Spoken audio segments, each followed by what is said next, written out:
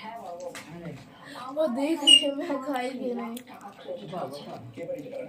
কে আবার? ওই কৃপান ব্যানার্জি। ওর অ্যাকাউন্ট থেকেই টাকাটা ক্রেডিট হয়েছে। এসএমএস আলাদা। প্রথমে না আমি খেয়াল করিনি। থালাটা আগে কর।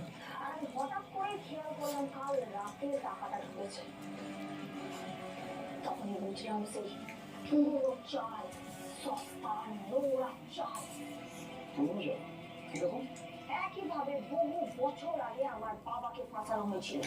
তখন এসএমএস আলাদা ছিল না, আধুনিকীকরণ হয়নি ব্যাংকিং সিস্টেমে। আর ঠিক সেই সময় বাবার অ্যাকাউন্টে 50,000 টাকা ঢুকেছিল।